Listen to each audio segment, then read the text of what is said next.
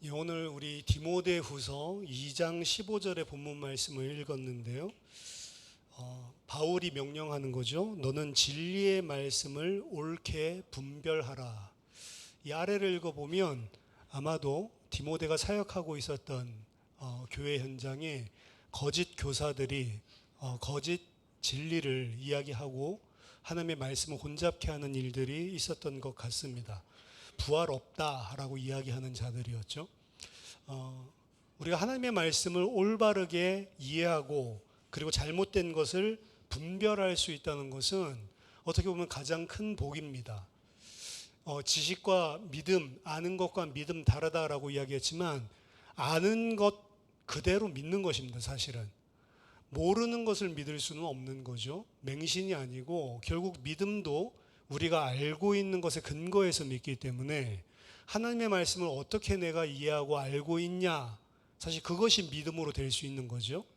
아는 것이 믿음으로 되지 않는다 할지라도 결국에 믿음이 되는 부분은 아는 것만큼 믿는 거예요. 모르는 것을 믿을 수는 없기 때문에 그렇습니다. 그래서 진리의 말씀을 옳게 분별하고 바르게 이해할 수 있는 것, 그럼 진리의 말씀은 사실 우리가 가지고 있는 게 성경 66권, 이 정경이죠. 이 정경 말씀을 올바로 이해하는 것, 그것이 생명입니다. 말씀이 생명이고 말씀을 바르게 이해하는 것이 중요하죠. 수많은 이단들이 있는데 이단들 치고 성경 해석 안 하는 이단은 하나도 없습니다. 다 성경 가지고 자기네들이 이야기하는 거를 주장하는 거예요. 만약에 성경 가지고 주장을 하지 않는다, 그건 이단이라고 하지 않고 그냥 다른 사이비 종교, 그냥 종교 이렇게 이야기를 하죠. 근데 기독교 안에서 성경을 가지고 진리를 이야기한다고 하는데 성경에서 말하는 진리가 아니고 거짓 진리를 이야기하는 것을 보고 이단이라고 하는 겁니다. 그래서 수많은 이단들은 모두 다 성경을 가지고 이야기하고 있고요. 그리고 성경도 그냥 대충 그냥 막 성경 가지고 헛소리 한다 이러면 별로 안 헷갈릴 건데 성경 가지고 여러 가지 잘 해석을 하고 그리고 세밀하게 분석을 하고 이렇게 하기 때문에 사실은 속는 거거든요. 그래서 여러분들이 바르게 분별할 수 있는 영적인 분별력이 있어야 합니다. 성경을 어떻게 해석하고 어떻게 이해할 거냐, 가장 중요한 이슈라고 생각을 하는데요. 오늘날 사회를 포스트 모던 사회라고 이야기합니다. 포스트 모던 사회가 뭐냐? 모던은 현대죠. 그 현대 사회 이후의 포스트, 그 이후의 사회란 말이죠. 현대 사회랑 지금 포스트 모던 사회는 큰 차이가 있습니다. 현대에서는 말하자면 기독교든 아니든 상관없이 절대적인 진리가 있다는 게 현대 사회의 현대인들의 사고였단 말이에요. 근데 포스트 모던 사회는 오늘날은 어떻게 하냐면 절대적인 진리가 없어요. 그냥 각각 자기가 생각하는 것들이 다 옳을 수 있으니까 인정해 주자. 이게 이제 포스트 모던 사회거든요. 그러니까 진리를 바라볼 때에도 절대적인 진리? 그런 게 어디 있어? 그건 네가 믿는 거고 나는 그렇게 생각하지 않아. 나도 너 존중할 거니까 너도 나를 존중해. 이런 사회가 이제 포스트 모던 사회거든요. 그러니까 이제 막 어떤 기준을 가지고 막 억압하면 자유를 제한한다. 이런 이야기들이 많이 나오고 어떤 절대적인 진리를 이야기하는 것 자체가 사실은 통용되지 않는 게 특징이라고 볼 수가 있습니다. 그러면 글을 읽고 책을 읽을 때에도 마찬가지예요. 네가 깨달은 거 한번 이야기해봐. 네가 이해한 거 이야기를 해봐. 정답이 없어요. 옛날에 모던 사회에서는, 현대 사회에서는 정답이 있었단 말이에요. 그래서 이야기해봐 라고 했는데 좀 이상하게 읽은 것 같으면 너 잘못 이해했어. 이런 식으로 이야기를 하는데 요새는 잘못 이해하는 게 없어요. 그냥 각자가 이해하는 게 바른 이해야. 이런 식으로 가는 겁니다. 그러니까 오늘날에 있어서 성경 가지고 진리를 주장하는 게 어떻게 보면 힘들죠. 절대적인 진리가 없으니까. 그런 문제점이 존재하는 거죠. 그래서 개인 중심적이 되는 거고요. 그리고 다양성을 인정하는 쪽으로 발전해 나가는 겁니다. 성경 해석도 마찬가지예요. 한 가지 해석만 있을 수는 없다. 여러 가지 다르게 해석할 수 있는 거다. 이거 다 인정해야 된다라고 하는 게 어떻게 보면은 포스트 모던 사회의 성경 해석 방향이란 말이에요. 그러니까 성경 가지고 이 성경이 예수 그리스도만 이야기하는 거 이렇게 이야기하면 약간 저 편협하다 이렇게 생각을 하는 거죠.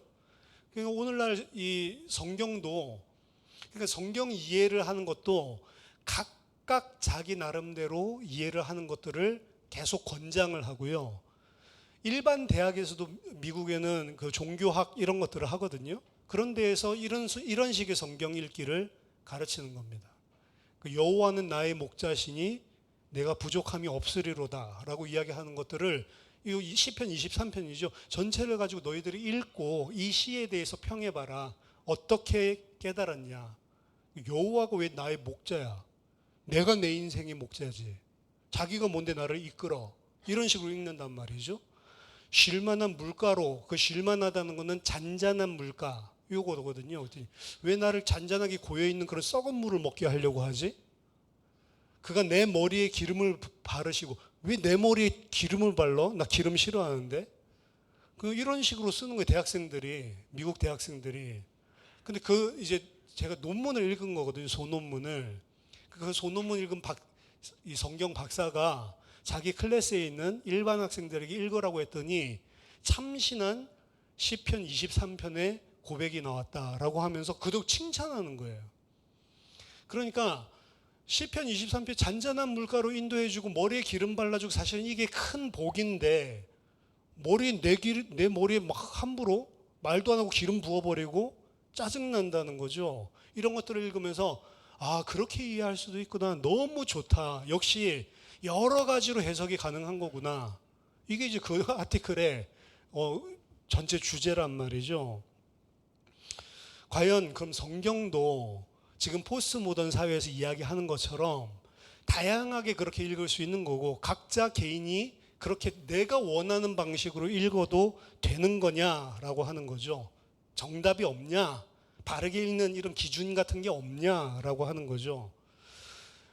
이에 관해서 하나 생각해 볼 게 있습니다. 예를 들어서 시라고 하는 것은, 오늘날에도 시가 있잖아요. 시를 이해하는 것은 여러분 마음이에요. 미술 작품 이해하는 것도 여러분 마음입니다. 특히 막 미학 공부를 안 해도 그냥 미술 작품 보고 야, 잘 그렸다, 야, 못 그렸다, 이게 사실은 각자가 그 미술 감상하는 거고 평가하는 거기 때문에 그거는 어떻게 해도 상관이 없는 거예요. 근데 오늘날에도 아무리 포스트 모던 사회라도 계약서 있죠. 계약서는 내 마음대로 이해한다고 그게 통용되지 않습니다. 맞아요? 계약서를 쓰는데 요새 이율이 좋다라고 해가지고 했는데 아래 보니까 조그만 글자로 변동금리 이런 것들 갖다가 조그맣게 써놓고, 야, 그래서 막 7%를 준다라고 해가지고 계약했는데 한 6개월 지나가니까 변동금리 해가지고 3%로 낮아져도 할 말이 없는 거예요. 내가 생각할 때는 계속 7%인데 그건 네 생각이고, 계약서 같은 거는 써 있는 그대로 자기가 어떻게 그걸 해석하느냐에 따라서 움직이는 게 아니고 계약서에 있는 그대로 적용되는 거예요. 법적으로 이길 수가 없습니다. 나는 몰랐는데요. 그것도 안 돼요. 몰라도 계약서에 사인하면 계약서에 있는 대로 법적인 효력이 생기는 겁니다. 그렇죠? 오늘날 아무리 포스트 모던 사회라 하더라도 내가 읽고 내가 이해한 방식으로 사인했다고 계약서가 내 뜻대로 적용되고 해석되는 건 아니라는 거죠. 성경도 그런 관점에서 이해를 해야 됩니다. 성경을 내가 마음대로 이해할 수는 있어요. 근데 마음대로 이해했다고 해서 그것이 나에게 생명을 주지는 않는다고요. 하나님이 우리에게 성경을 주신 목적과 기록의 목적과 이유는 분명히 있고요. 거기서 하나님이 전달하려고 하는 의도가 있습니다. 그것을 내가 못 깨닫고 내 마음대로 해석해서 믿는다고 생명이 주어지는 것은 아니라는 거죠. 성경도 일종의 계약서예요. 하나님이 주신 약속이거든요. 구약, 신약, 언약이라고 이야기하죠. 언약대로 하는 겁니다. 언약에 있어서 내 생각에는 그냥 내가 만들어낸 언약 가지고 들이밀 수가 없다는 거죠. 그래서 성경에는 포스트 모던 시대라고 해서 이렇게 해석한 사람은 이렇게 구원받고 저렇게 해석하는 저렇게 그런 거 없단 말이에요.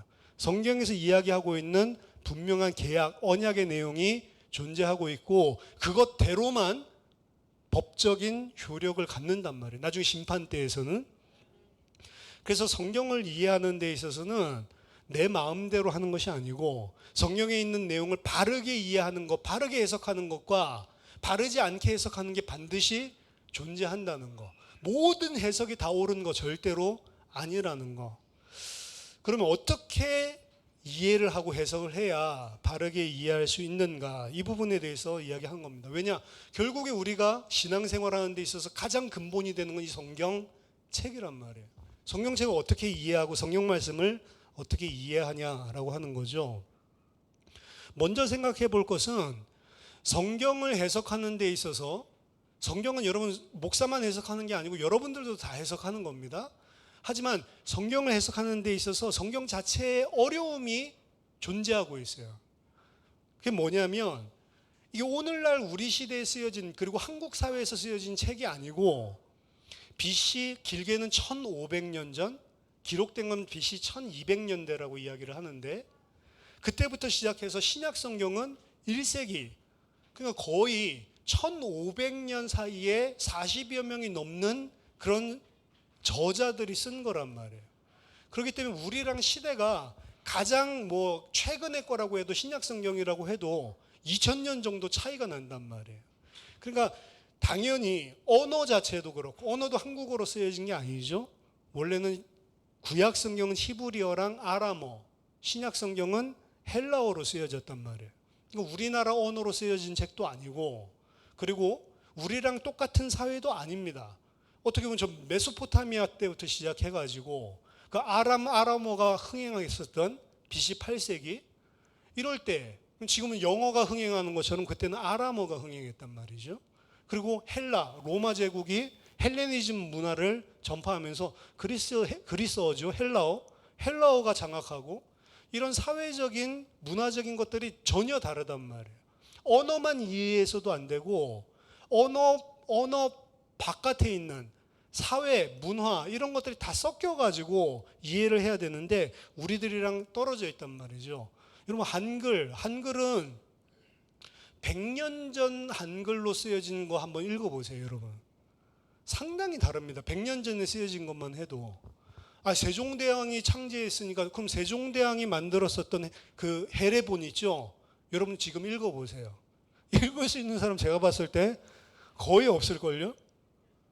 그러니까 이게 세종대왕 만들었던 한 500년만 지나도 똑같은 한글인데 사실 이 안에서 변천이 이렇게 많단 말이에요.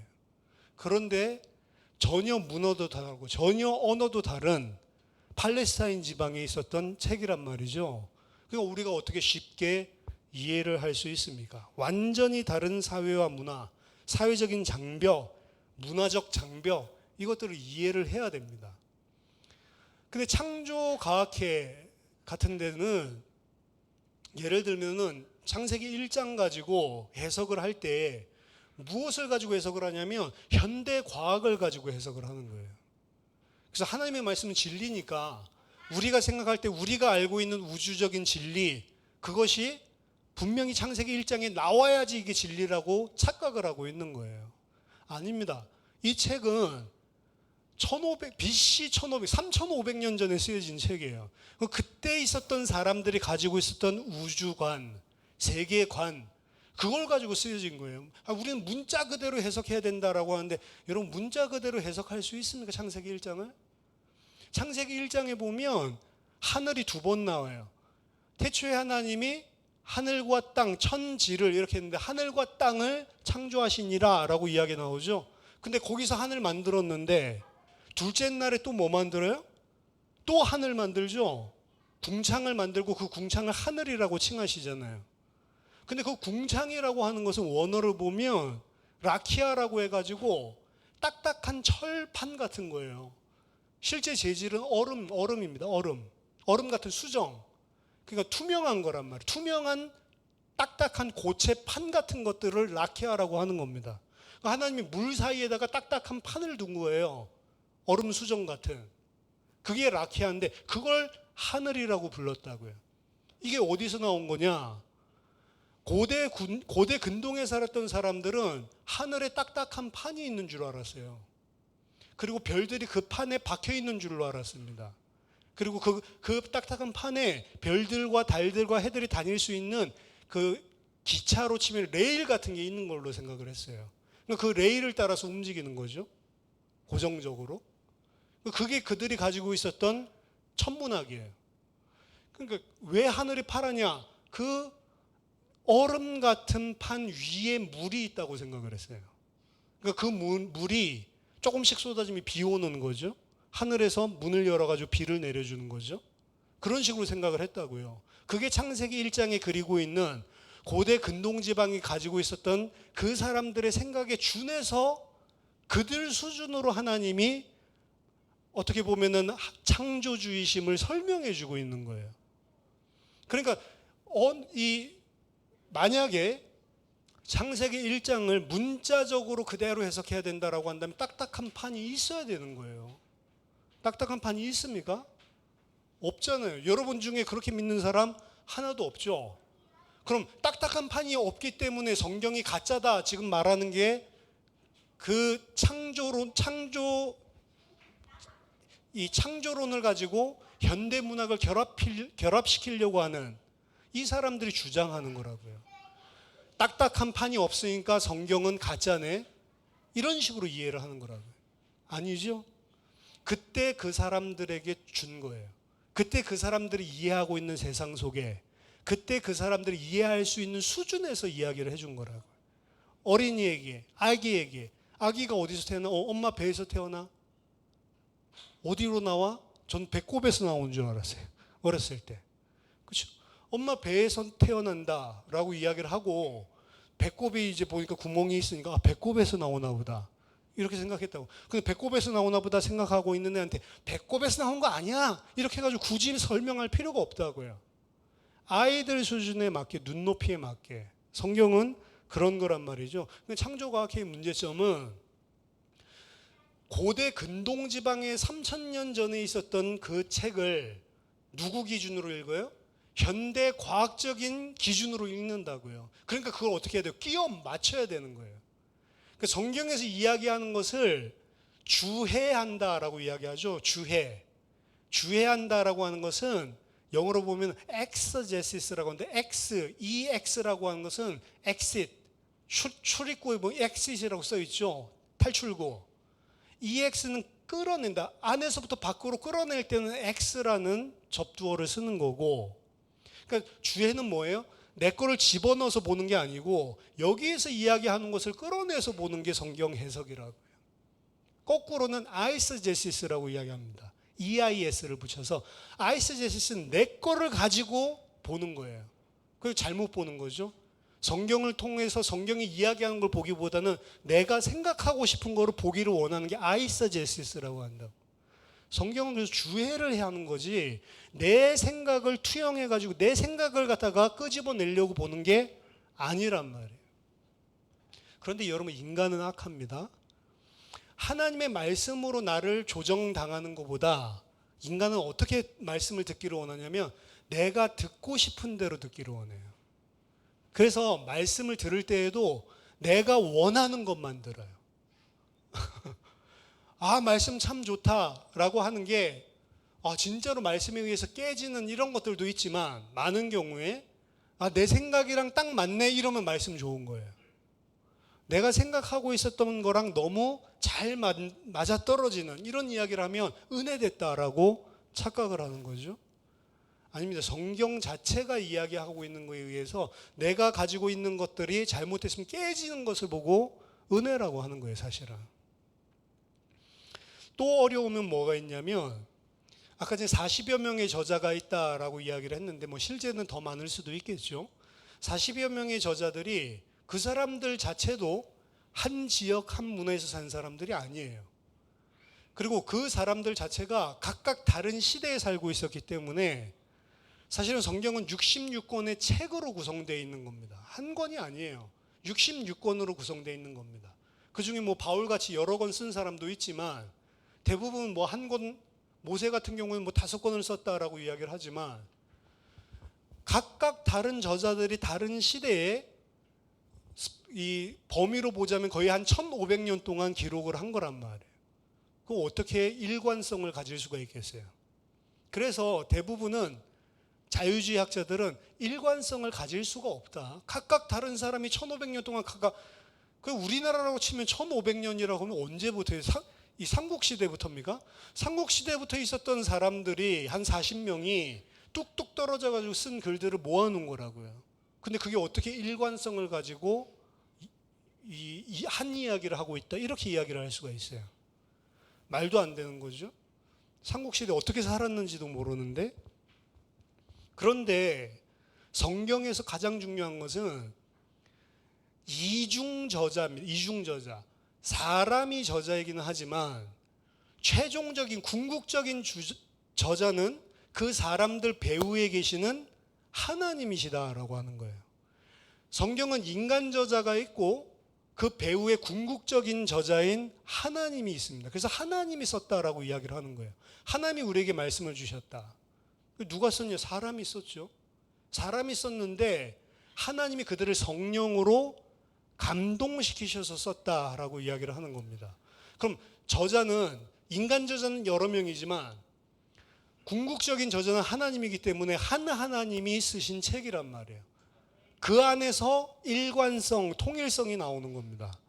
그래서 전체가 창세기부터 계시록까지 한 저자가 감찰하고 감독하는 가운데 분명한 뜻을 가지고 계획적으로 쓰여진 책이 성경이다라고 하는 걸 믿는 거죠. 근데 그 하나님이 영감하는 방식은 우리들이 유기적 영감설 이렇게 이야기합니다. 유기적이란 거는 유기체, 그러니까 한 생물체라는 거죠. 사람을 사용해서 쓰는데 그 사람을 기계로 사용하는 게 아니고, 기계적 영감설은 내가 하나님의 영감을 받았더니 그냥 막 나도 모르게 쓰고 났더니 무슨 글이 된 거야. 이런 걸 이제 기계적인 영감설이라고 하는데, 유기적인 영감설은 내가 실제로 배우고 그리고 내가 느끼는 대로 글을 쓰는 거예요. 역사를 쓰는 거예요. 근데 그 글을 쓰는 게 하나님이 그 사람에게 쓸 수밖에 없는 영감을 주셔가지고 썼다라고 이야기를 하는 겁니다. 그 사람을 전혀 침해하지 않고 그 사람이 가지고 있는 재능, 그 사람이 가지고 있는 실력 가지고 다 활용해서 쓰신 거예요. 그러니까 성경에 보면 무식한 사람이 쓴 것도 있고 유식한 사람이 쓴 것도 있단 말이에요. 베드로도 잘 썼지만 바울 거랑 비교해 보면 바울 서신서랑 차이가 나요. 바울 서신서는 그야말로 기똥차게 씁니다. 말하자면. 어디에 형용사가 붙어 있고 부사가 붙어 있고 이런 것들이 헬라어는 우리나라 말 같지 않게 여기저기 막 붙여서 쓸 수 있거든요. 그러니까 이게 문장 자체가 서로 이 하나의 왁구를 이루어가는 게 사도 바울이 쓴 서신서 보면은 예술이에요. 그러니까 평범하지가 않아요. 근데 베드로가 쓴 거는 좀 투박한 거죠. 그러니까 그 사람이 가지고 있는 학식, 문학적인 자질, 이런 것들을 다 활용하는 것이고, 요한이 쓴 요한서신서들 있죠. 그 요한만의 특징들이 있단 말이에요. 그가 잘 쓰는 말, 잘 쓰는 상투적인 어구, 이런 것들이 누가도 있고 다 있습니다. 이런 것들을 가지고 하나님께서 그들이 가지고 있는 학문, 지능, 지식, 이런 건 모든 것들을 다 활용해서 그 사람이 쓰게 만든 거예요. 하지만 전체적으로 성령이 그들을 주관하셔서 하나님이 우리에게 주시고자 하시는 말씀을 성령으로 영감해서 전달해 주셨다라고 보는 거고, 거기에서 우리는 성경은 분명히 다른 저자가 썼지만 하나님이 일관성과 통일성을 가지고 써주셨다라고 믿는 것입니다. 그래서 이 부분을 이제 제가 여러 사람에게 들었는데요. 예수님이 전한 복음과 사도 바울이 전한 복음 다르다. 이런 거 들어보셨어요? 사도 바울이 오늘날 기독교의 창시자다. 예수님이 이야기했었던 복음과 예수님이 선포하고 가르치셨던 말씀의 내용과 사도 바울 서신서에 나오는 내용은 다르다. 안 들어보셨어요? 책을 워낙 안 읽어서. 대학생 중에 이런 생각하는 사람 많습니다. 그래서 사도 바울이 만든 기독교와 예수님이 사복음서에서 이야기하는 가르침의 내용이 다르다는 거예요. 오늘날 기독교는 누가 창시했냐? 예수님이 창시한 게 아니고 사도 바울이 예수님에서 발전시켜서 독자적으로 독특하게 만들었다. 그래서 믿음으로 구원받느니 이런 식으로 이야기를 한 거다. 예수님은 그렇게 말한 적이 없다. 이렇게 이야기하는 거죠. 이 책 읽고 오늘날 기독교는 변질됐다라고 이야기를 하고요. 서신서들 읽지 않고 이 사복음서만 딱, 이게 초기에 있었던 딱 이단이랑 말시온이랑 똑같은 짓인데, 사복음서만 복음으로 인정하고 나머지 사도 바울이 쓴 것들이나 서신서들은 변질된 기독교, 이렇게 해서 인정하지 않는 사람들이 많습니다, 여러분. 교회 안에. 왜? 그런 책들이 요새 많아요. 그런 책들 한 권 읽어보고 알량할 지식 가지고 그렇게 주장하는 거거든요. 그 책 읽으면 논리적으로 합리적으로 설명을 하고 있으니까. 중요한 것은 그 책을 쓴 사람이 과연 예수님이 전한 복음과 사도 바울이 전한 복음을 똑바로 이해하고 있냐, 이거는 분별을 못하는 거죠. 이 사람은 지금 다르게 봤기 때문에 그렇게 쓴 건데, 그 책을 갖다가 읽는 사람은 이 사람이 예수님이 전달하신 복음을 이해하지 못하고 있구나, 이거를 눈치를 채야 되는데, 그걸 눈치 못 채는 수준에서 그 사람 이야기를 다 듣는 거죠. 공부를 안 해서 그래요. 얄궂은 책 몇 권 가지고 속지 말라고요. 예수님이 전하는 하나님 나라의 복음의 핵심과 바울이 전하는 하나님 나라의 복음의 핵심이 똑같은 거라고요. 다음에 한번 설명을, 이건 길게 해야 되는 건데, 한 설교 가지고 안 되고 공부를 해야 되는 건데, 바울이 이야기한 하나님의 나라, 예수 그리스도가 이야기하는 하나님의 나라, 여기에 대한 파악이 안 된 거예요. 말하자면 그 책을 쓴 사람이. 근데 그런 책 영향받아 가지고 성경의 통일성, 성경의 일관성, 그걸 갖다가 2000년 동안 이야기해 왔는데, 그거를 그 책 한 권 가지고 허물어뜨리려고 한다는 거죠. 말도 안 되는 어리석은 짓입니다. 지금 여러분 기독교 서적을 읽을 때, 책 잘 안 읽으니까 감사하지만 책을 읽으실 분들은 기독교 서적을 읽을 때 그 저자 있죠. 그 저자에 대해서 여러분들이 반드시 확인을 하세요. 어디 신학대학교를 나왔고 무슨 신학이 배경인지 그 여러분들이 보시고, 그거 가지고 일단 이 사람은 이거 뭐 한신 출신이야, 기장이야, 이러면 안 읽어야지, 그렇게 하라는 말이 아니고, 그런 사람들도 학자들이 좋은 이야기들 많이 하니까 읽는데, 이 사람은 기장 출신이구나. 기장이 뭡니까? 기독교 장로회. 저 부산의 기장 말고요. 기독교 장로의 색깔은 어떤 색깔이냐면 사회운동하는 색깔이에요. 그래서 기독교를 어떻게 이해하겠냐면 복음을 민주화, 그냥 노동해방, 이런 쪽으로 이해하는 사람들이 기장의 신학 색깔이란 말이에요. 그럼 이 사람은 그러한 관점으로 보고 있는 것들이, 예수의 복음을 어떻게 본다고요? 민주화, 자유화, 노동해방, 계급해방, 이런 식으로 본다고요. 그런 식으로 보는 사상을 가지고 있는 신학 배경에 있는 사람이구나. 이미 그걸 알고 책을 읽으면 어떻게 읽어요? 새겨 듣는다고. 그 사람은 복음을 이렇게 하니까 그렇게 이야기하지. 근데 그걸 내가 모르고 이 사람은 아주 유명한 사람이라고 해서 그냥 읽으면 그런 사상들이 들어가 있는 것들을 설득시키기 위해서 쓴 책인데, 나도 모르게 영향을 받는 거라고요. 그래서 누구 책을 봐라? 보고 건전한 신학을 가지고 있는 사람 책이면 안심하고 보시면 되고, 약간 불완전한 그런 좀 잘못된 색깔을 가지고 있는 신학자가 쓴 거다라고 생각이 되면 새겨 들으면서 보면 됩니다. 그래서 이런 쪽에서 잘못 이해하고 있는 게 여기서 티가 나는구나, 분별을 할 수가 있어야 된다는 거죠. 이런 거 저런 거 모르겠으면 그냥 성경만 읽으세요. 기독교 서적 읽으려고 하지 마시고 알고 읽으면 된다는 말입니다. 성경을 이해하는 데 있어서 그래서 어려운 점이 그런 부분이에요. 문화적, 사회적, 언어적, 그리고 또 여러 저자들이 있는데 그 안에 어떻게 통일되게, 일관되게 전체를 우리가 엮어서 읽을 것인가, 이런 부분들을 사실 뭐 한 번에 읽기도 힘들잖아요. 너무 장수가 많아가지고. 성경 해석에 있어서 구체적인 방법들을 가르쳐 드리겠습니다. 먼저 첫째로 여러분들이 주의할 거는 절대로 단어 중심으로 읽으면 안 됩니다. 옛날에 그런 설교 많았어요. 예수님이 부활하시고 나서 베드로에게 물어보죠. 네가 나를 사랑하냐? 베드로가 내가 주님을 사랑하는 줄 주님께서 아십니다. 근데 그 사랑이 예수님 물어봤을 때는 아가페로 물어봤는데, 베드로가 대답할 때는 필레오로 대답을 했다. 그래서 아가페는 하나님의 사랑, 무조건적인 사랑, 온전한 사랑을 이야기하고 필레오는 친구들끼리 우정 이런 수준의 사랑을 이야기한다. 이런 설교 안 들어보셨어요? 그런 설교가 나쁜 설교라고. 아가페든 필레오든 그런 단어 자체가 그런 의미를 가지는 게 아니에요. 데마가 세상을 사랑해서 나를 떠나갔다라고 바울이 이야기할 때 그때도 아가파오를 쓰는데요. 데마가 세상을 사랑하는 게 아가페 사랑이라고.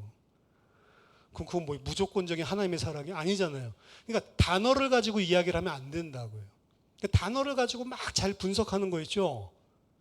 그런 설교에 혹되지 말라고요. 근데 옛날에 70년대, 80년대 우리나라의 목사님들이 많이 읽었던 주석이 뭐 풀핏 성경이라든지 이런 거거든요. 풀핏 주석. 근데 그 풀핏 주석, 뭐 풀빛도 아니고 풀핏이 뭐냐? 풀핏이 이제 강단이란 영어 단어인데 그 풀핏 주석 같은 데 보면 거의 단어 장단이에요. 나쁜 주석이죠. 단어는 문맥에 따라서 의미가 달라집니다. 오늘날에도 그래요. 아빠 그러면 아빠죠. 근데 아내가 남편 부를 때도 아빠 그렇게 불러요. 나 낳아주지도 않았는데, 그렇죠? 우리 애기의 아빠라는 소리죠. 그 아빠라고 부르죠. 똑같은 아빠인데 나를 낳아준 아빠가 있고 나랑 같이 사는 아빠가 있다고. 그건 어떻게 분별을 해요? 똑같은 말인데 문맥을 통해서 분별하는 거죠. 지금 누구를 부르고 있는지, 그렇죠? 자기 애인한테 자기도 있지만 자기 고려자기도 있단 말이에요. 그 무슨 자기인지 어떻게 알아요? 문맥을 통해서 아는 거예요. 그렇죠? 그래서 단어를 가지고 이 단어는 뭐다 해가지고 막 깊이 파고 그래서 이거는 그거 다 구라다 이렇게 생각을 하면 돼요. 단어를 가지고 절대로 보면 안 된다. 단어의 쓰임은 문맥에 따라서 다르다. 그리고 문맥을 볼 때에도 문장만 보라는 소리가 아닙니다. 성경에 하나님은 없다라는 주장이 있습니까? 없습니까? 성경에 보니까 하나님이 없다라는 말이 있어요? 없어요? 있죠. 시편 16편 1절에 14편 1절에 있죠. 근데 전체 문장을 보면 어리석은 자는 그 마음에 이르기를 하나님이 없다 하는도다. 근데 거기서 하나님은 없다 이것만 빼가지고 성경에도 하나님이 없다고 하던데 말이 안 되는 거죠. 그러니까 문장도 아니고 문맥을 본다라고 할 때는 어떤 단어가 아니고 한 구절도 봐야 되지만 구절이 아니고 그 패러그래프라고 하죠. 단락. 우리가 옛날에 문단 나누기 하잖아요. 문단을 보기도 해야 되고 문단을 넘어서서 전체 장, 더 정확한 의미를 보려면 그 책 다를 봐야 돼요. 요한복음에서 어떤 단어 그것만 보는 게 아니고 그 절, 그리고 그 문단, 그 장, 그리고 요한복음 21장 전체 다 그렇게 보고 평가를 해야. 그리고 어떻게 보면 한 권의 책이라고 그랬죠. 요한복음만 보는 게 아니고 전체 성경 안에서 생각을 해야. 그래야 여러분들이 그렇구나 정확한 의미를 알 수가 있는 거죠. 그래서 절대로 단어 중심 아니다. 제가 봤을 때 이단 사설 이상하게 해석하는 책들을 보면은 단어 중심으로 하거나 요새는 단어도 아니에요. 아예 그 히브리어 같은 경우에는 그 한문처럼 글자 하나하나에 옛날에 다 뜻이 있었어요. 그러니까 그 단어 하나, 단어가 아니고 그 글자 하나. 예를 들어 보면 뭐 우리나라 같은 건 뭐라고 하고 바람 그렇게 하면은 우리나라는 그냥 그 상형 문자나 표의 문자가 아니잖아요. 표음 문자잖아요. 음대로 그냥 바람 그러면은 바람 이렇게 생각하잖아요. 근데 히브리어는 그렇지 않다고 한문이랑 비슷하게 바면 바의 뜻이 있고 람이면 람의 뜻이 있는 거예요. 그리고 그걸 가지고 바람을 바람이라고 해석 안 하고 그럼 어떻게 해석해요? 바는 원래는 이런 뜻이 있어. 람은 이런 뜻이 있어. 그래서 분명히 본문에서는 바람을 이야기하는 건데 이건 바람 이야기하는 것이 아니고 이것과 이것을 이야기하는 거 이런 식으로 이야기를 한다고요. 예를 들어서 바람 이렇게 이야기를 하면은 뭐라고 할까요? 바보 사람 뭐 이거의 준말이야. 요즘 애들이 하듯이. 그래서 바람을 이야기하는 게 아니고 바보 같은 사람을 이야기하는 거 지금 이 본문이 이렇게 이야기한다고요. 그래서 여러분 히브리어 모르죠? 히브리어 지금 반은 바보예요. 람은 사람이에요. 그래서 바보 같은 사람을 이야기하는 거지 바람 이야기하는 게 아니라고. 이렇게 이야기하면 그런가 보다 이런다고. 바람이지 뭐 바보 같은 사람이에요. 근데 히브리어로 그렇게 하니까 홀빡홀빡 넘어간단 말이에요. 그렇죠? 그래서 제가 요즘 베레시트 그거 있죠? 태초에 그 소리거든요. 이 베레시트 5글자거든요. 이 안에 모든 성경이 다 들어가 있다. 무슨 개떡 같은 소리. 태초에 그 소리예요. 그냥. 배는 뭐 원래 집인데 뭐 레는 뭐 아니라고요. 그런 거. 그런 식으로 속지 말라고요. 두 번째는 책 읽는 데 있어서 두 번째 이 성경도 책이니까 책을 이해하는 데 있어서 중요한 거는 장르입니다. 장르.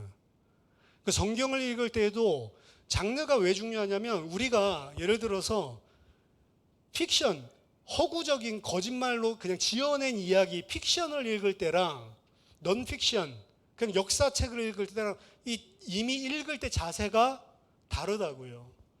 그냥 감상하기 위해서 시를 읽을 때랑 공부하기 위해서 뭐 경제 이런 거 책을 읽을 때랑 이미 다가갈 때 읽으려고 하는 그런 프레임 자체가 틀려진다고요. 내가 장르가 여러분 아무것도 아닌 것 같지만 만화책을 볼 때랑 예를 들어서 역사책을 볼 때 다르다니까 자세가. 그러니까 만화에서는 이상한 거 나와도 다 새겨들어요. 만화니까. 픽션에서는 막 이상한 거 나와도 다 그냥 새겨듣는다니까. 해리포터 읽으면서 와, 막 큰일 났네. 막 머글들 막 이런 식으로 생각하는 사람 없고 이건 다 픽션이니까 다 새겨서 읽는다고요. 여러분들도 모르는 사이에 여러분들은 책을 읽을 때, 글을 읽을 때 이미 장르를 생각하고 읽습니다. 그 분석을 하지 않아도. 성경을 읽을 때도 사실은 장르를 가지고 읽는 거예요.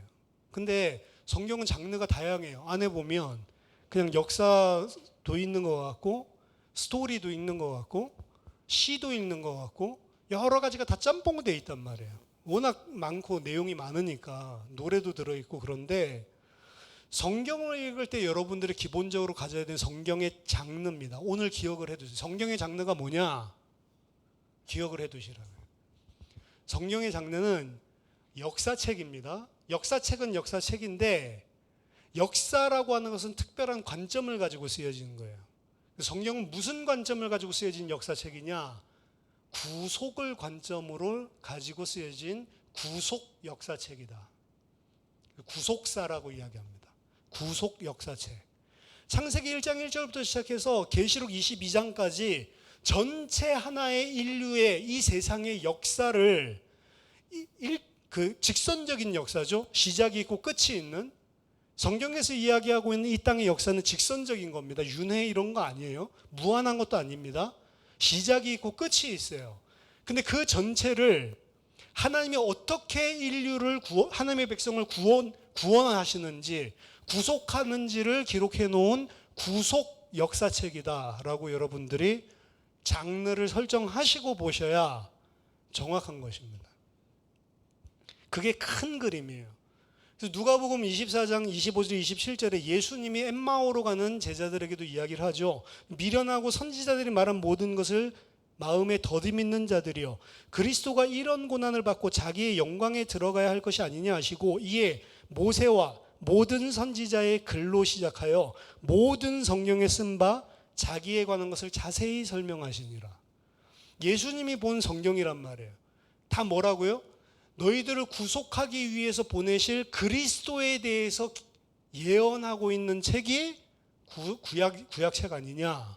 이때 성경의 모든 책은 구약 성경을 이야기하는 거거든요. 이 모세의 글, 선지자의 글, 그리고 시편 이렇게 이야기하면 구약 사람들, 유대 사람들은 당시에 성경 전체 이렇게 이해를 했거든요. 성경 전체를 통해서 예수님은 이거는 메시아에 대한 예언이다. 시편도 시가 아니고 뭐라고 봤다고요? 시편에서 나를 예언해놨다라고 이야기를 하거든요. 그러니까 하나님이 인류를 구원하시기 위해서 보내실 그리스도에 대해서 예언해 놓은 것이 구약 성경이다. 이게 예수님이 보시는 눈이에요. 그래서 우리는 모세의 율법 이렇게 생각하면 율법을 어떻게 지켜야 되지 이렇게 생각을 했는데, 모세의 율법이 뭐라고 예수님은 나에 관해서 앞으로 그리스도가 와서 어떤 고난을 당하고 살아날지를 적어놓은 게 모세의 글이다 이렇게 이야기하는 겁니다. 그거 어떻게 보면 다 예언서가 되는 거죠. 창세기를 읽으면서 예언서다 이렇게 본 시각이 없었다고요. 시편을 보면서 이거는 예언서다 이렇게 본 적이 없었는데, 예수님이 구약 성경을 전부 다 이거는 내가 올 것에 대해서, 그리스도가 어떤 고난을 받고 죽어야 할지를, 그리고 부활해야 될지를 기록해 놓은 책이다라고 예수님께서 성경 보는 눈을 열어주시는 거죠. 그전에는 그렇게 보는 사람이 없었습니다. 구약 성경은 예언이라고 하면 신약 성경은 성취입니다. 근데 성취인데 다 성취가 된 게 아니에요. 다시 오실 주님이 남아있어요. 아직 성취되지 않은 부분이 있단 말이에요. 구약은 그리스도가 오실 것이다 라고 하는 게 큰 주제라고 한다면, 신약 성경은 그 그리스도가 오셨는데 그분이 바로 예수다. 왜 예수가 그리스도냐?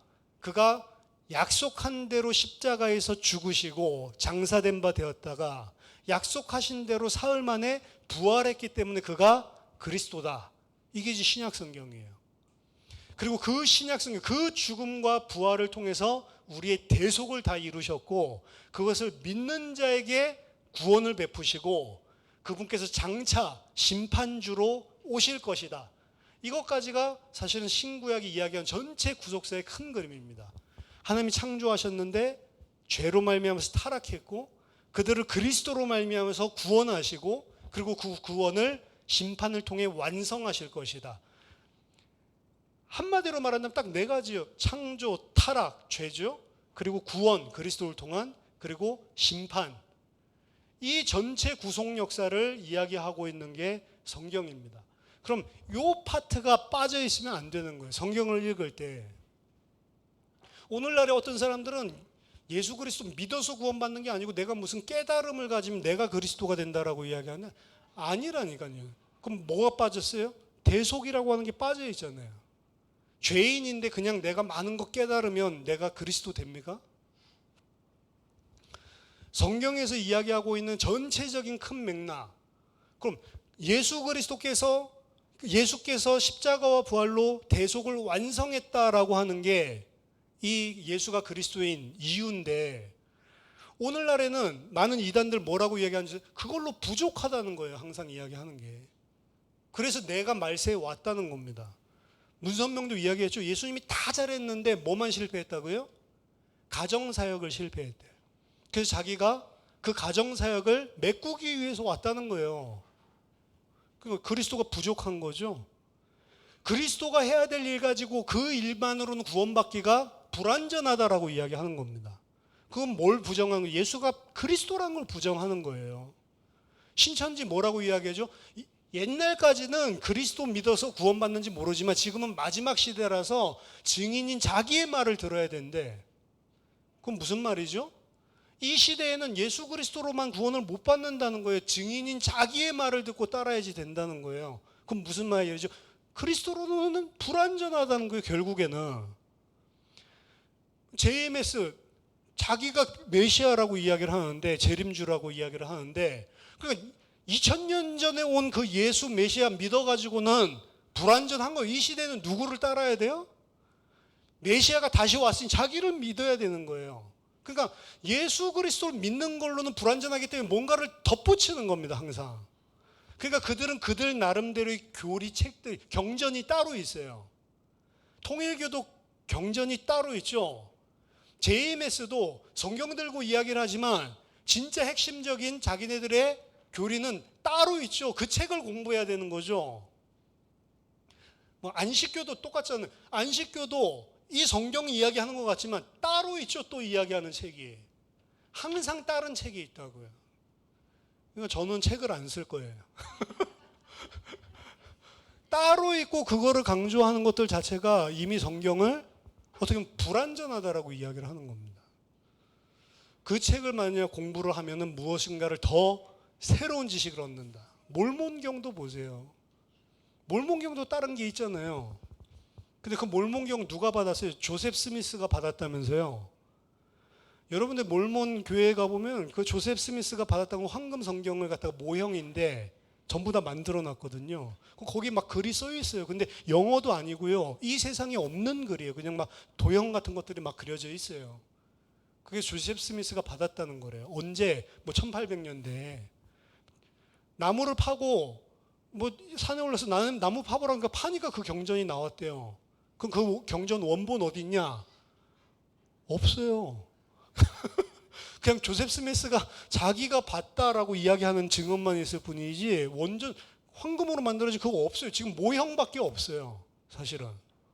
그렇게 해놓고 모형에 써져 있는 것도 누구도 읽을 수 없는 이상한 글자. 누구만 알아요? 조셉 스미스만 알아요. 근데 그거를 성경 플러스 이제 성경 가지고는 부족하다. 그때는 팔레스타인에서 줬었던 그리스도의 이야기고 이제 아메리카에 오신 그리스도의 이야기를 들어야 된다. 그게 뭐냐? 몰몬경이래요. 그 안에 뭐 하얀 기저귀를 하고 다녀야 된다면서요? 그 몰몬 믿는 사람들, 잘 믿는 장로들 하얀 기저귀 하고 다닌대요. 뺏겨보지 않아서 모르겠지만. 그러니까 성경 외에 다른 진리가 더 심오한 무엇인가 있다라고 이야기하는 거 다 가짜입니다.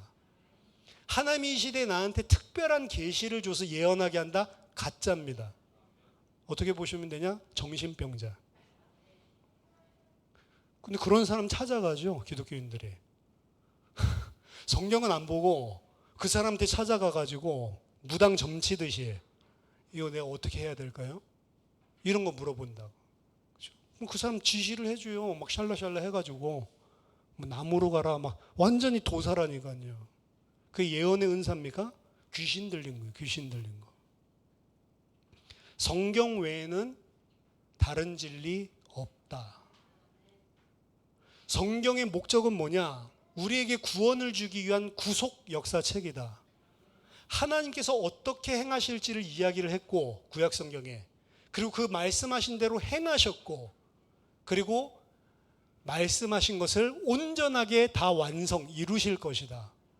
이 안에 보면은 역사가 나와 있고 내 인생도 이 안에 나와 있는 거예요. 그런 차원에서 어떤 사람은 이야기하더라고요. 저희 아버지군요. 그 어떤 사람이 이 땅에서 성공적인 군인이 되려고 하면 뭘 봐야 되냐? 성경을 보면 나온다. 이러면서 성공적인 군인 다윗 이렇게 이야기하더라고요. 근데 다윗 쳐다보면서 성공적인 군인 되려고 하면 큰일 나는 겁니다. 다윗은 성공적인 군인대라고 써놓은 인물이 아니란 말이에요. 다윗을 보면서 누구를 깨달아야 돼요? 예수 그리스도를 깨달아야 되는 거예요. 다윗을 보면서 사람이 아니구나. 다윗의 후손으로 오신 예수 그리스도밖에 답이 없구나. 그거 깨달으라고 있는 거라고요. 우리 아버지는 또 기드온도 막 유명한 전략가라고 저희 아버지 군 출신이라서 그래가지고 그 물 이렇게 먹는 사람들 300명만 뽑았잖아요. 또릿또릿한 300명만 있으면 되는 거야 전투는. 백마부대 출신이거든요. 베트남전에. 그러니까 이 물 먹는 사람들은 그 딱 물 마시는 휴식 시간을 줘도 4주 경계를 하면서 탁 물을 마셔. 그 다른 애들은 그냥 막 개처럼 막 물 쳐받고 막 물 미쳐가지고 먹는데 얘네들은 근데 제가 이야기도 좀 거꾸로라고 했잖아요. 그렇죠? 남자 같은 박력 있는 사람은 막 물 이렇게 퍼마시고 그거 막 머리 젖을 것 같은데 이런 사람들 이렇게 먹고 성경 가지고 다른 목적 가지고 여러분들 성경 보고 내가 이런 거 많죠. 여러분 다단계 성경에 있는 원리 그대로다. 그렇죠? 속지 마세요. 성경에 있는 원리가 아니고 그냥 세상 원리예요. 그게 성경에서는 그런 원리를 가르치려고 쓴 게 하나도 없습니다. 예. 그러니까 성경적이다라고 이야기한 건 크리스찬이라고 속지 말라고요. 성경적이 아니고 참 머리 잘 썼네. 그냥 이렇게 생각하면 됩니다. 절대로 그걸 끼워 맞추지 마세요. 예수 그리스도를 통해서 허락하시는 구원을 중점적으로 쓴 것이다. 그 여러분들의 구원에 유익하고 여러분들 구원에 도움이 되는 책이 성경이지 다른 내용이 없는 거예요. 다른 내용 알 필요도 없고 다른 내용은 다른 책이 더 많이 있으니까 그거 참고하시면 되고요. 예수 그리스도 중심적으로 예수 그리스도를 믿는 목적적으로 읽어야 된다. 그래서 그 두 가지입니다. 성경 자체의 언어와 문화와 사회적 배경을 해서 본문이 이야기하는 걸 잘 이야기하는 게 1차예요. 그게 1차 해석이에요. 그런 거 하려면 언어 공부도 필요할 수가 있고요. 그 당시에 풍습에 대한 것들도 필요할 수가 있는 겁니다. 그런 지식이 필요해요. 근데 그렇게 잘 1차적으로 본문이 이야기한 게 이런 거구나 그거 이해했다고 해서 성경을 이해한 게 아니라는 겁니다. 왜냐 그건 유대인들도 그렇게 읽고요. 구약 성경 가지고 있는 모슬렘도 그렇게 읽어요. 근데 그거는 성경을 이해한 게 아니에요. 그게 그리스도 목적적으로 그리스도 중심적으로 2차 해석이 돼야 되는 거라고요. 그래서 성경 읽는 거에는 1차 해석과 2차 해석이 있는 겁니다. 1차 해석은 본문 내용을 그대로 잘 파악하는 게 1차. 근데 거기까지는 그리스도인의 성경 읽기는 아니란 말이에요. 그게 어떻게 봐줘야 되냐? 전체의 클라이맥스인 예수 그리스도의 십자가를 중심으로 다시 재해석이 돼야 되는 거예요. 모든 게 다 재해석되진 않습니다. 옛날에는 어떻게 가르쳤냐면 신학교에서 모든 성경 한 글자 한 글자가 다 그리스도를 이야기하는 거다. 근데 그렇지 않아요. 그렇지 않은 게 많이 있어요. 예를 들어서 바벨탑 사건이 나와 있으면 혹은 에서의 족보가 나와 있으면 그게 뭐가 다 그리스도예요. 근데 모든 것들은 다 그리스도를 증거하기 위한 목적으로 거기 있는 거는 맞아요. 그래서 크리스토센트릭, 예수 그리스도 중심적으로 모든 것들을 다 해석해야 된다. 요거에서 단어를 어떻게 바꿔요? 크리스토텔릭, 그리스도를 궁극적으로 설명하기 위해서 모든 성경은 존재한다. 그 자체가 그리스도 말하는 거 아니다 하더라도 왜 근데 그리스도 자체를 말하지 않는데 거기 있냐? 그게 궁극적으로는 그리스도를 드러내기 위한 도움을 주기 위한 목적으로 거기에 존재하는 거다. 그래서 모든 성경 속에서 난 그리스도 다 찾아내야지. 그건 가짜입니다. 그건 내가 집어넣는 거, 아이스제시스를 하는 거고. 성경을 읽다 보면 그래서 중요한 구절이 없다라고 있는 중요한 구절이 있어요. 보다 중요한 구절이 있습니다, 분명히. 왜냐하면 보다 선명하게 그리스도를 딱 중심적으로 나타내주는 구절도 있고 안 그런 구절도 있는 거예요. 그래서 저 옛날에 이제 그 좋은 말은 좋은 말인데 성경에 밑줄 치지 마라 이런 거 들어보셨어요? 다 하나님 말씀인데 왜 그것만 중요한 것처럼 밑줄 치냐 이 이야기거든요. 맞는 말이지만 틀린 말입니다. 왜냐하면 더 중요한 말이 있어요. 성경에 보면. 그리고 더 그리스도를 잘 드러내고 더 우리에게 찌르는 말씀이 있단 말이에요. 그런 거 하이라이트 해놓고 보는 게 뭐가 그렇게 큰 잘못이에요. 안 보는 게 더 잘못이지. 그렇죠? 안 본 사람들이 밑줄이 거의 없죠. 그런 사람들 뭐 잘했다고 하는 격밖에 안 되는데 그 역사, 구속 역사책이라고 했죠. 역사라고 하는 것은 팩트를 적어 놓은 게 아닙니다. 역사관을 가지고 적어 놓는 거예요. 그 이번에 뭐 중학교 중간고사도 보니까 그거 나오던데 역사는 두 가지다. 사실로서의 역사가 있고 사실이 아닌 기록으로서의 역사가 있는데 기록으로서의 역사를 쓸 때에는 관점을 가지고 씁니다. 그러니까 어떻게 써요? 보통 승자가 패자국을 나쁜 놈처럼 몰아세우죠. 조선의 입장에서는 고려가 썩었다 이것만 막 부각을 시키는 거죠. 그런 식으로 역사는 쓰이는 거라고. 성경도 마찬가지예요. 성경도 목적을 가지고 쓰였기 때문에 그 목적은 뭐냐? 하나님을 드러내고 하나님의 구원의 계획, 구속사를 드러내기 위한 목적을 가지고 쓰여진 신학적인 역사입니다. 말하자면 그 신학의 내용이 구속이라는 거죠. 구속사적인 역사. 그렇기 때문에 성경을 가지고 여러분 성경이 역사적인 사실을 증거하고 있다라고 할 때 아까 전에 창조과학회도 이야기를 했지만 성경에 써 있는 역사적인 사실은 과연 객관적일까요? 주관적일까요? 주관적인 부분들이 상당히 많이 섞여 있다라고 여러분들이 생각을 해야 돼요. 그럼 진리인가요? 역사를 원래 사람들이 다 그렇게 기록한다니까요. 성경 어떻게 기록했다고요? 사람의 성정과 사람의 학문과 사람이 가지고 있는 문화, 사회 이걸 다 활용해서 유기적으로 영감을 했다고요. 그러니까 그 사람이 쓸 때 하나님이 주신 영감으로 그 관점을 부각시키기 위해서 과장법도 쓸 수가 있고, 그게 여기서 숫자가 100만이라고 해서 100만이 꼭 아니어도 된단 말이에요. 근데 그런 것들 가지고 사람들은 분석을 하거든요. 여기는 93,200명이라고 했는데 여기는 92,800명이다. 뭐가 맞냐? 성경이 진리라더니 하나님이 썼다더니 하나님 숫자 틀리냐? 이런 식으로. 그거 아니야. 92,800명, 93,200명 아무 상관없단 말이에요. 그렇죠? 근데 그런 거 가지고 사람들을 들이대거든요. 성경이 무슨 하나님 말씀이야. 그렇지 않다는 거예요. 왜? 착각할 수가 있는 거죠. 사용했던 자료가 다를 수가 있는 거고.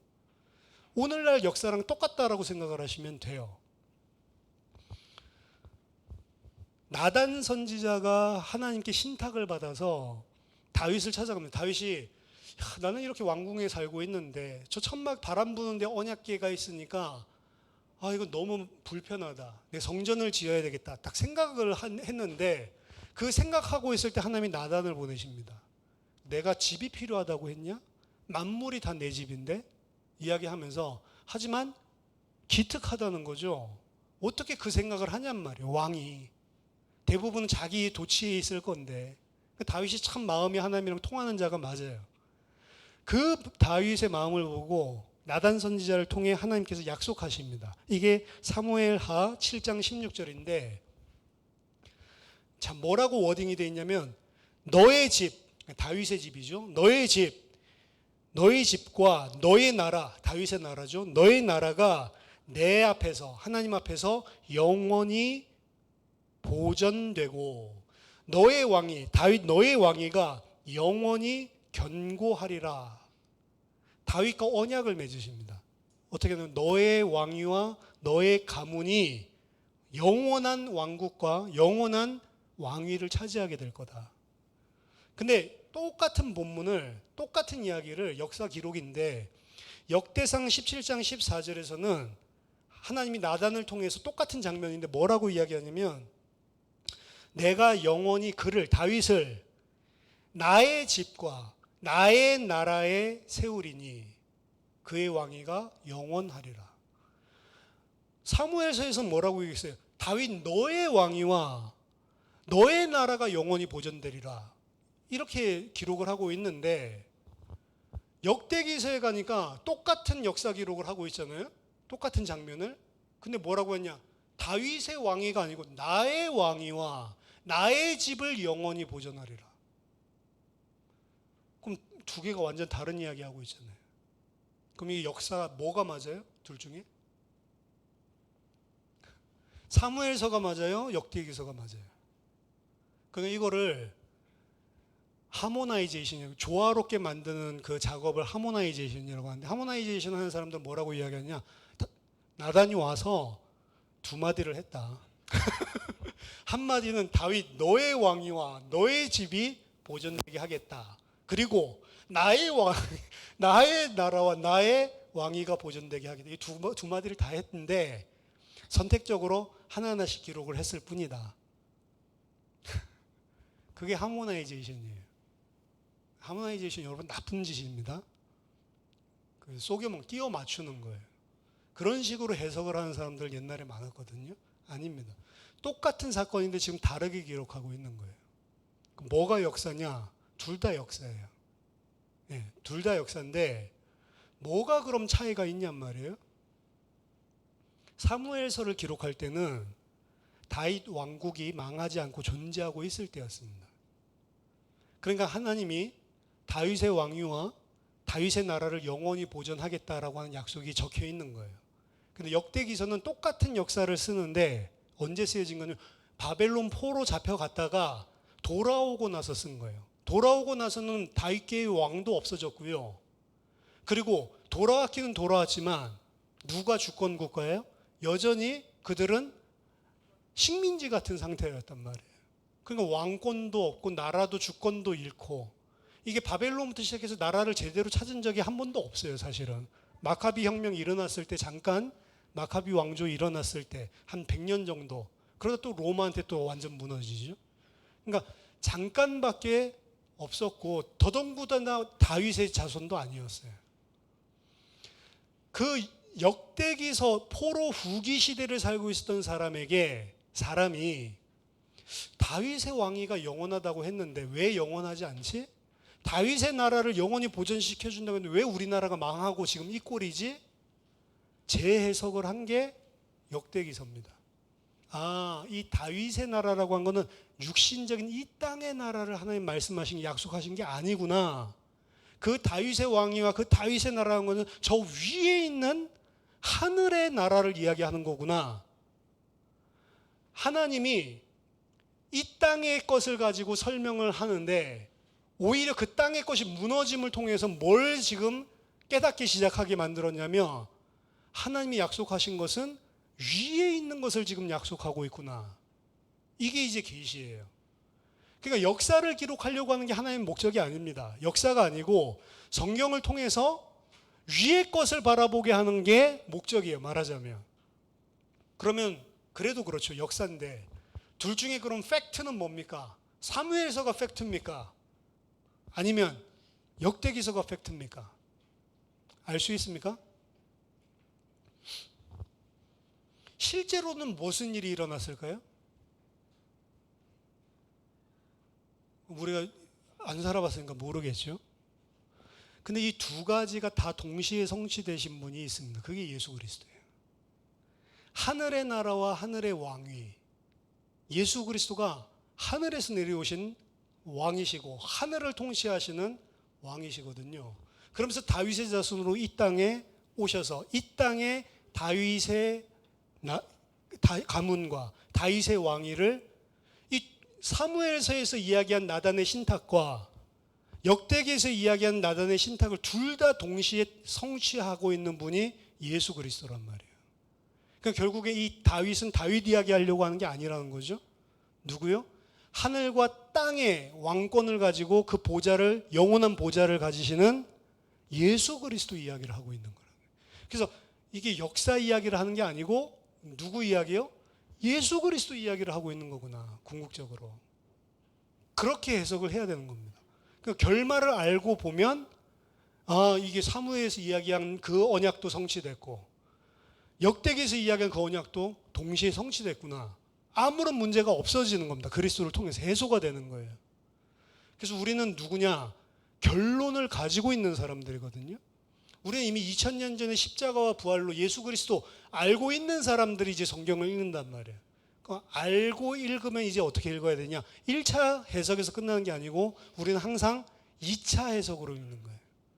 그리스도 중심적으로, 그리스도 목적적으로 읽는 겁니다. 근데 이렇게 읽다 보면 좀 전에 이런 게 이해가 되듯이 아, 이게 예수 그리스도를 통해서 주실 우리 구원을 설명하고 있는 거구나.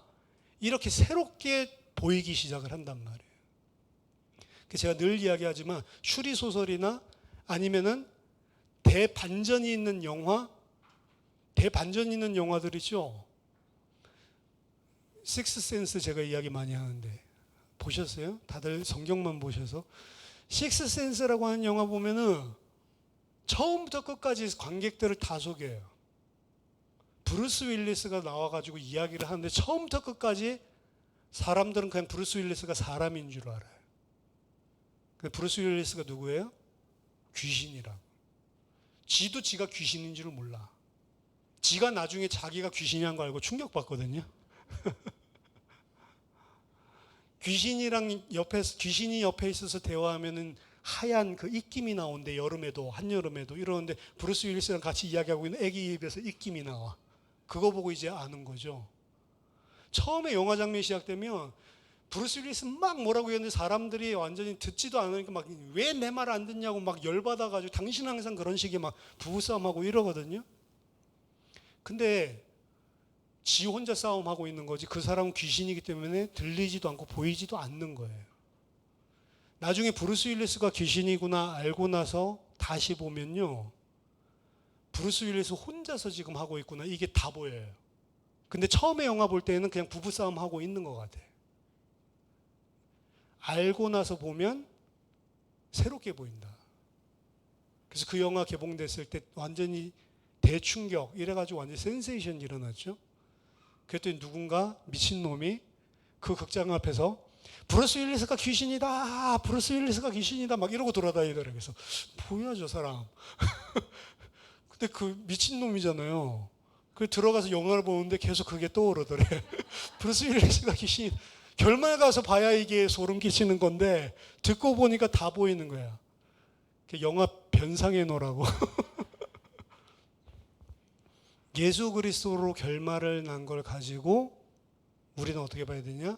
성경을 재해석해서 봐야 되는 거다. 근데 그 그리스도의 구속, 그리스도를 통해서 이루신 구속이 여러분들이 오늘 하나 기억할 거는 완전하다라고 하는 걸 기억을 해야 됩니다. 더 이상 구원에 더할 것도 없고 뺄 것도 없다라고 하는 겁니다. 예수 그리스도 외에 더 이상 다른 그리스도가 필요 없다.